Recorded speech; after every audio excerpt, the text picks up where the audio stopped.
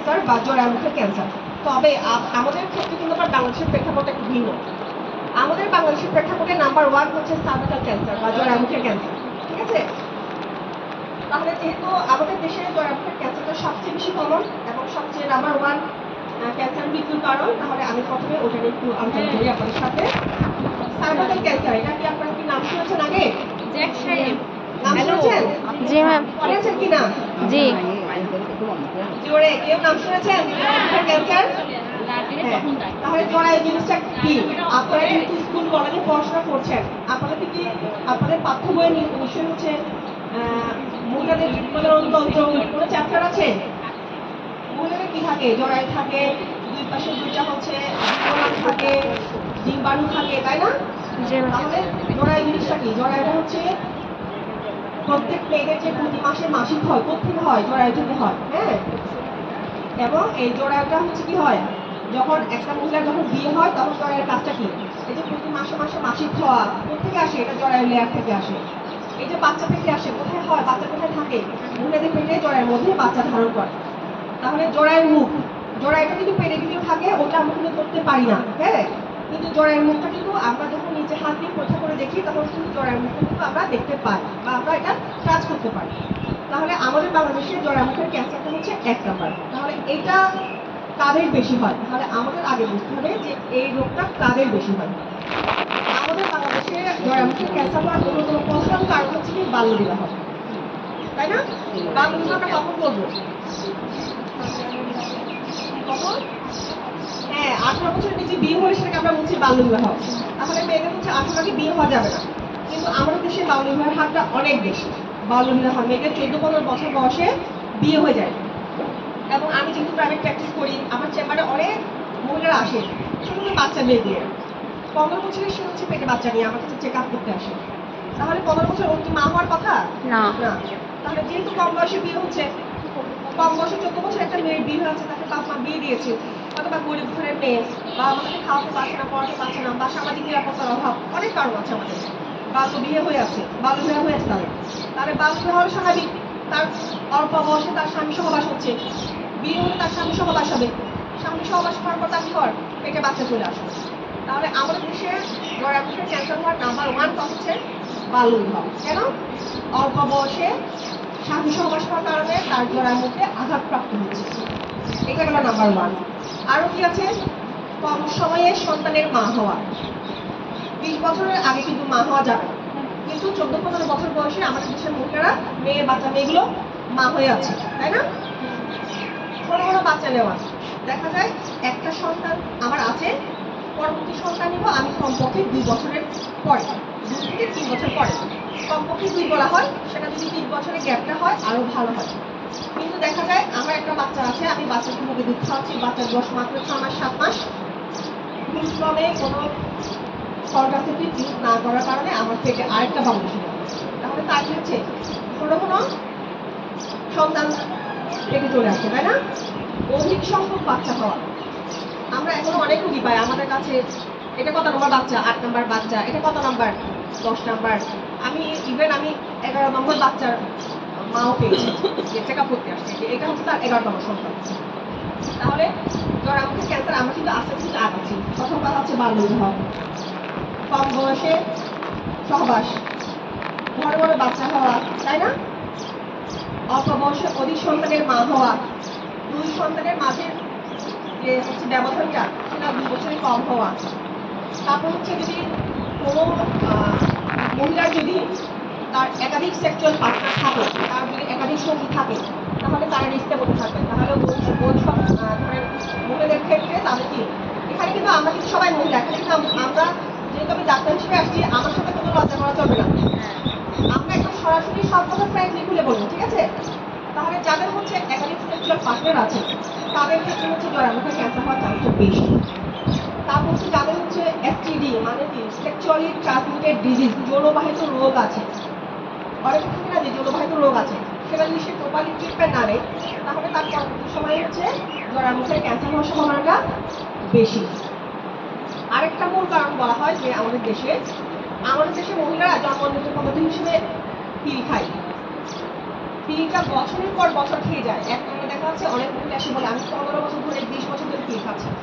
তাহলে যারা লম্বা সময় 12-15 বছরের ঊর্ধ্বে যারা এক নাগারে খাবার বড়ি বা পিল খাবে তাদের ক্ষেত্রেও জরামুখের ক্যান্সার হওয়ার সম্ভাবনাটা বেশি। তাহলে আমরা কিন্তু কিছু কিছু কারণ জেনে গেছি, তাই না? কি কি কারণ জেনেছি? ভালো বিবাহ, একজন একটু করে বলেন। অল্প বয়সে বিয়ে মানে বাল্য বিবাহ, তারপর ঘন ঘন বাচ্চা নেওয়া, হ্যাঁ গুড। তারপর বেশি পেট, হ্যাঁ, তারপর আর কি আছে? বেশি পিল খাওয়া, ঘন ঘন সংখ্যক বাচ্চা নেওয়া এবং হচ্ছে 2 সন্তানের ব্যবধান 2 বছরে কম হওয়া, একাধিক সেক্সুয়াল পার্টনার, তারপর হচ্ছে যৌনবাহিত রোগ ঠিক কোনো চিকিৎসা না নিলে, এক নাগারে যদি কেউ যদি 12-15 বছরের ঊর্ধ্বে যদি কন্ট্রাসেপটিভ পিল খেয়ে যায় তাহলে এদের ক্ষেত্রে হচ্ছে জরায়ুমুখের ক্যান্সার হওয়ার চান্সটা বেশি। সাথে আরেকটা জিনিস এটা আমরা জেনে রাখি, ধরেন আমি একটা পুরুষকে বিয়ে করলাম, ওই পুরুষের আগের ওয়াইফ যিনি ছিলেন তিনি যদি আগে জরায়ুমুখের ক্যান্সারের কারণে মারা দিয়ে থাকেন তাহলে আমার আক্রান্ত হওয়ার চান্সটা বেশি থাকে। ঠিক আছে? হ্যাঁ, কেন প্রশ্ন করবে, কারণ আমি বর্তমানে জাতির স্বামী হিসেবে গ্রহণ করেছি, ওনার আগের ওয়াইফের হচ্ছে জরায়ুমুখের ক্যান্সার ছিল। তাহলে জরায়ুমুখের ক্যান্সার জীবাণুটা কি? Human papilloma virus. আমি আস্তে আস্তে আসবো। হ্যাঁ, এইচপিভি একটা ভাইরাসের মাধ্যমে ওই রোগটা হয়। তাহলে তার আগের ওয়াইফের হচ্ছে এইচপিভি দিয়ে ইনফেকশন হয়ে ক্যান্সার হয়ে গেছে। তাহলে পুরুষ সঙ্গী তার হাজবেন্ড যিনি তারও তো হচ্ছে ওই ভাইরাসটা তার রয়ে গেছে। এখন আমি যদি তাকে স্বামী হিসেবে গ্রহণ করি তাহলে স্বাভাবিক তার সাথে আমার সেক্সুয়াল কন্ট্যাক্ট হবে। সেক্সুয়াল কন্ট্যাক্টের মাধ্যমে কিন্তু ওই ভাইরাসটা কিন্তু আমার শরীরে চলে আসবে। ঠিক আছে? এবং বিদেশে অনেক জায়গায় কিন্তু ছেলেদের কাছ থেকে যেহেতু এই ভাইরাসটা আসতেছে আমাদের কাছে, আমরা কিন্তু ছেলেদেরকে ভ্যাকসিন দিচ্ছি।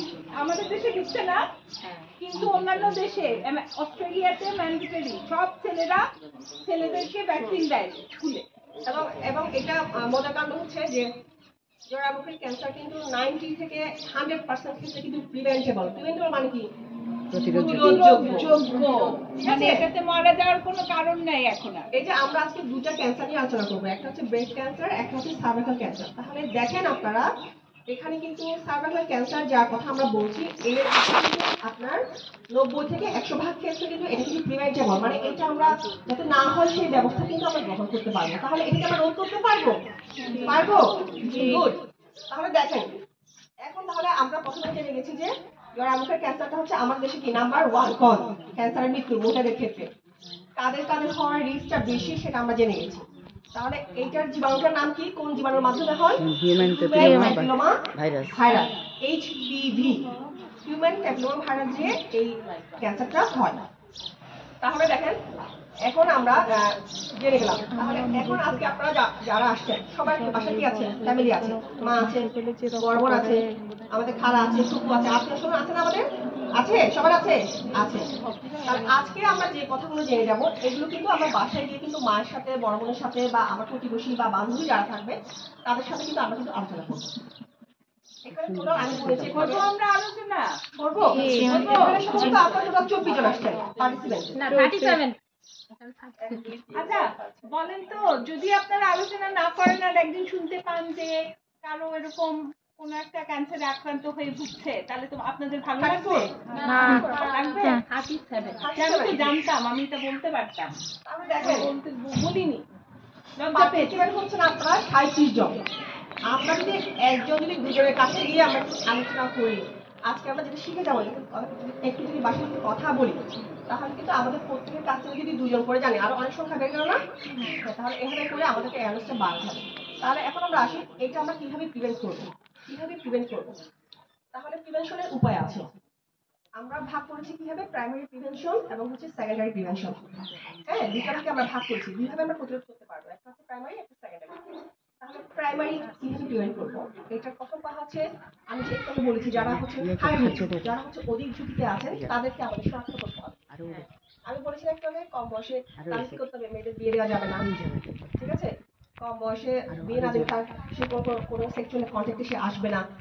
একাধিক সেক্সুয়াল পার্টনার যারা তারা রিস্ক থাকে, তার মানে কি আমাদের যে ধর্মীয় অনুশাসন আছে হ্যাঁ সঙ্গী আমাদের যে সঙ্গী তাদের সাথে আমাদের পরস্পরের বিশ্বস্ত থাকতে হবে, ধর্মীয় নিয়ম কানুন আমাদের মেনে চলতে হবে, তাই না?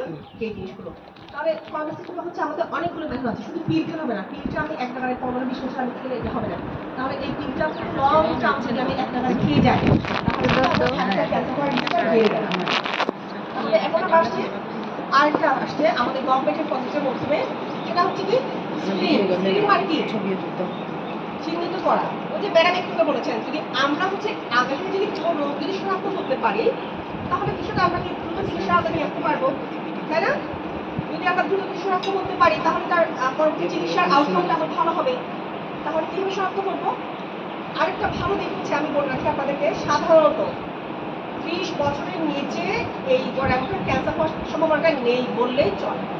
কেন?